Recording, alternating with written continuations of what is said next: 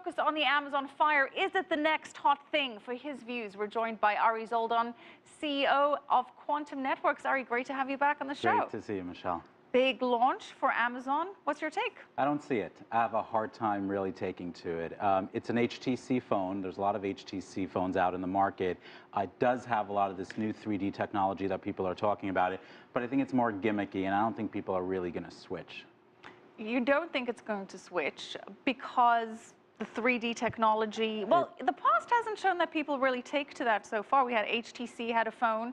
Correct. Nobody really liked that one. The Evo. Yeah. It wasn't, so I'm a little bit surprised that Amazon is actually going into the space right now. But isn't the idea more about keeping users on the same platform and linking the 3D or dynamic perspective, as Bezos calls it, back into shopping on Amazon? Right. That's what Jeff wants to do in a perfect world. But in reality, you know, are people really going to change handset manufacturers? They're probably comfortable with their phone. If they have a Samsung, they're going to upgrade. If they have an Apple, they're going to upgrade. To try a new phone, I don't see it. When Amazon came out with the Kindle in 2011, people thought that that would disrupt the tablet market. Not the case. Last quarter, Amazon had less than 2%, according to research firm IDC, of the market. Apple still very much the dominant force there. Right. So you're seeing a similar story play out with the phone then? 1,000%. And I'm really surprised that they're not focusing on their e-commerce business. They're trying to make a play for the mobile market. And obviously they want to grab share and they want a shopping cart in everyone's hand. But you know, to get into the mobile subscriber space, I don't see it. But isn't this a way to have people shop more via Amazon, because it's got the feature like the Firefly application, which scans basically everything that you see and then allows you to go back and buy it on Amazon? Is it not just a way to keep your users engaged on the same platform? It's one way. It's not the only way. It's one way. But again, they're not in the mobile market, and that's the problem. A lot of companies, you know, focus on trying to break into new areas that they're not experts in. I'd rather Bezos go ahead and acquire a mobile company and then integrate their platform into it versus going into the handset manufacturing space. That didn't really work so well for those acquiring Motorola. That was a rough one. You're 100% right, Michelle. That did not work. But there were other companies that actually made acquisitions and did very well. Still, analysts say that this is a pretty cool phone. It does have this whole 3D technology thing, which, although it hasn't been popular in the past, it's good for shopping. It's good for navigation. You don't see any upside? I'm not optimistic, and I'm a very optimistic person. Do none of the features appeal to you? I don't see it. No, I mean, the 3D, again, the technology is cool. I think everyone's going to be rolling out with a similar licensing type of technology, but not enough to get the consumer to switch.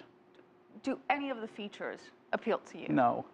What about? I'm so sorry. It just doesn't. Hey, it's not where. Well, would you switch?